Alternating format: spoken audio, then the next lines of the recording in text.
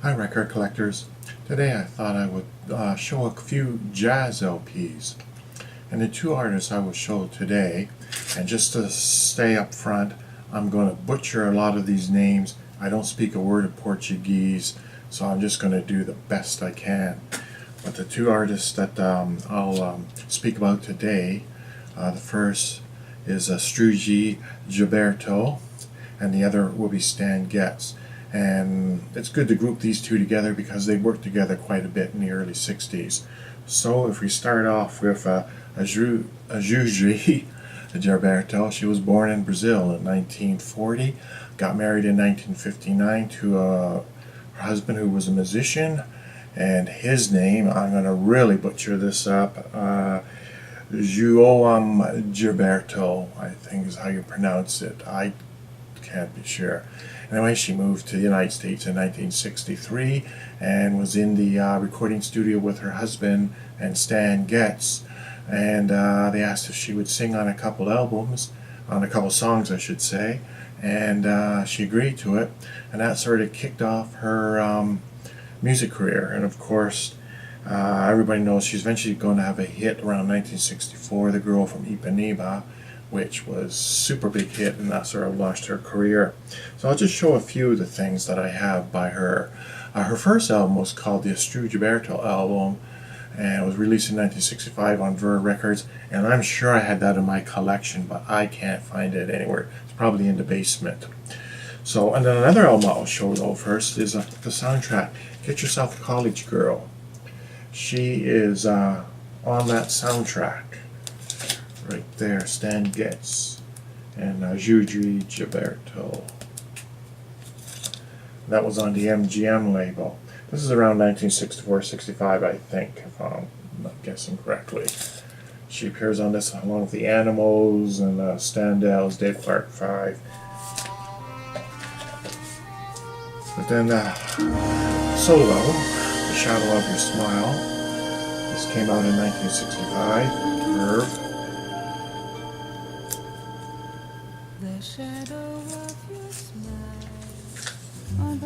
Look to the Rainbow, 1966, Verve.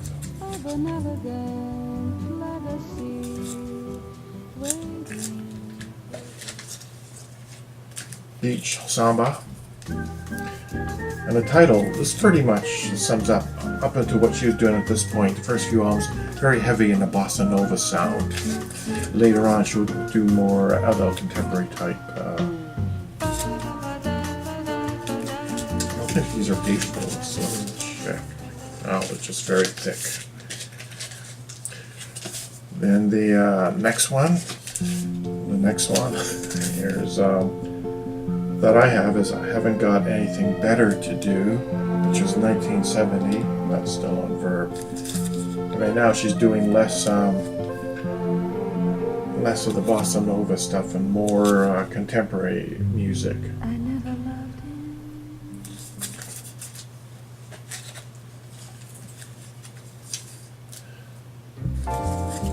Gilberto with Turrentine. I don't know. I'm probably not pronouncing that right.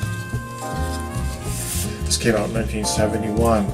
CTI Records.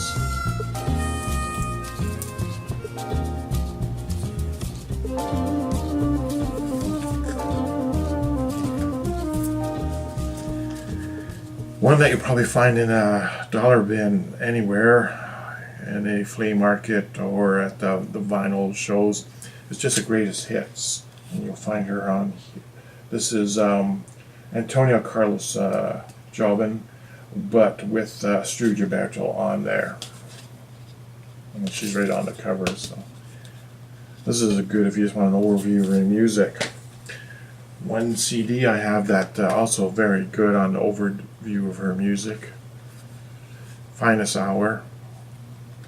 Astrud Gilberto.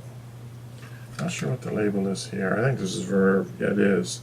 Quite a few tracks. There's about 20 tracks on there. All her hits will be on that. If you just want to get some sort of overview. One I picked up, I thought originally this was her daughter, Babel Gilberto. Turns out it's not. When she separated from her husband, He remarried, and this is the daughter from the other marriage. And she's also doing sort of like a Bossa Nova sound, a little bit more modern, of course. Astrud Gilberto, sort of in the same vein.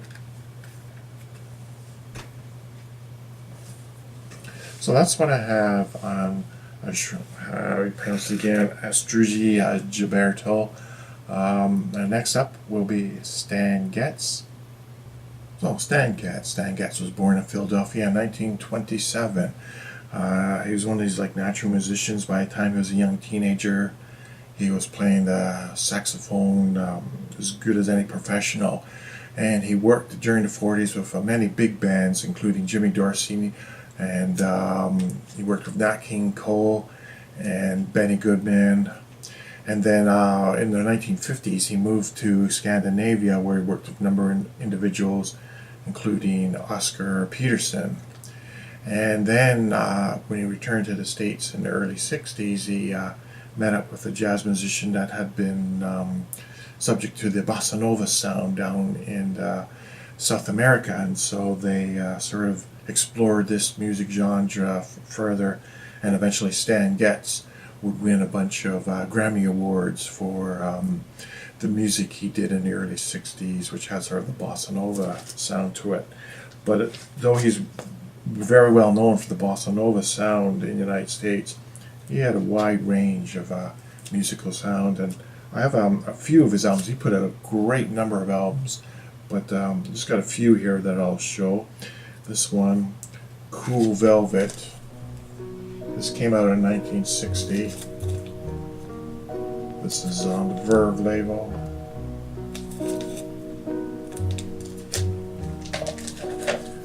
Focus, 1961, the Verve label.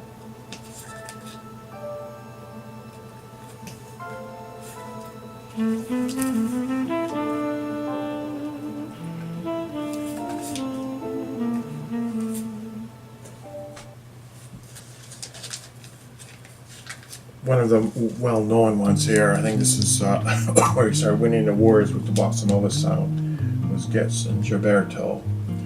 I think it's around 1963.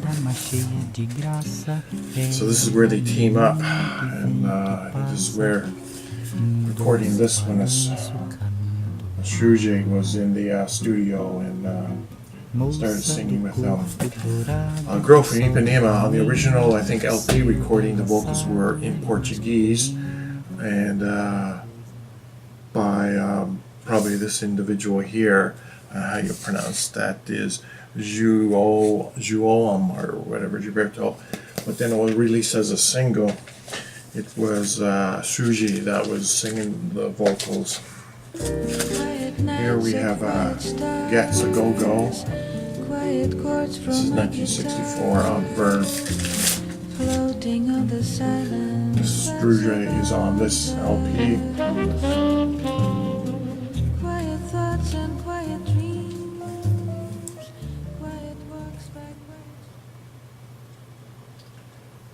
This is recorded live. This one, Yesterday, 1965.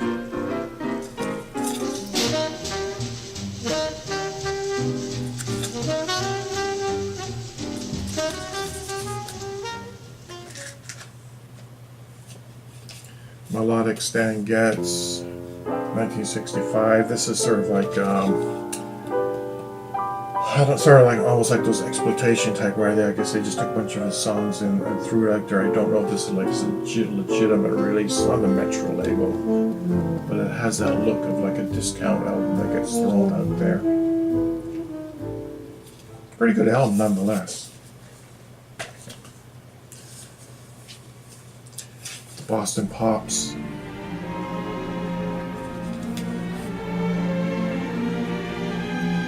(1966).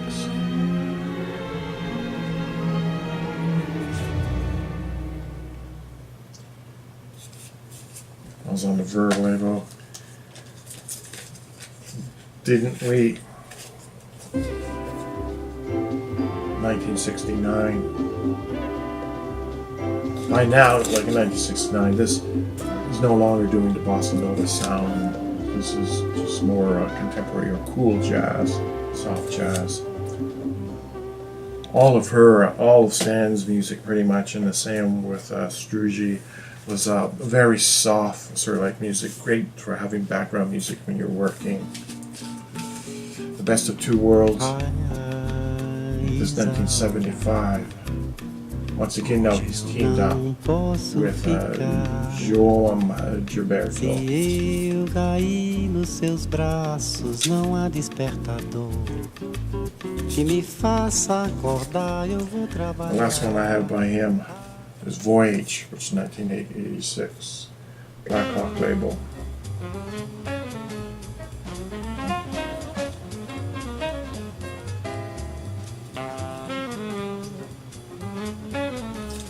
One of the things I discovered with Stan Getz was that he was a heroin addict. I didn't realize that. He became addicted to heroin in the 50s, I think, while playing with some of the big bands. And it actually got him into a little bit of trouble. I think he may have gone to jail for a very short period of time as a result of trying to hold up a drugstore in an effort to get some drugs.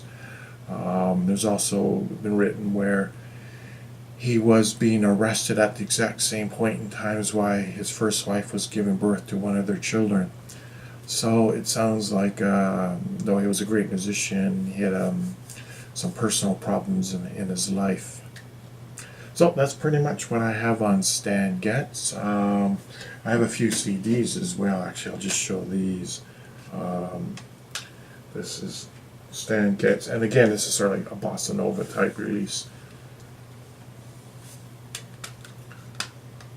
with Astrud Gilberto, and also on here is João Gilberto, and I'm guessing here it's like the girl from Ipanema and all their hits.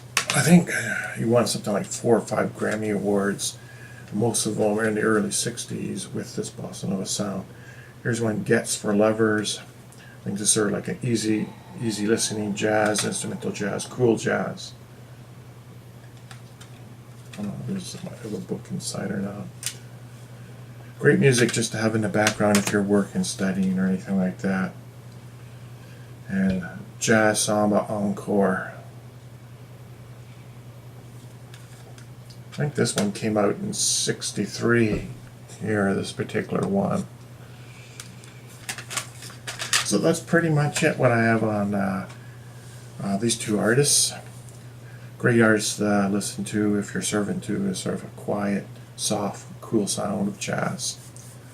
As always, thanks for watching, and have a great day.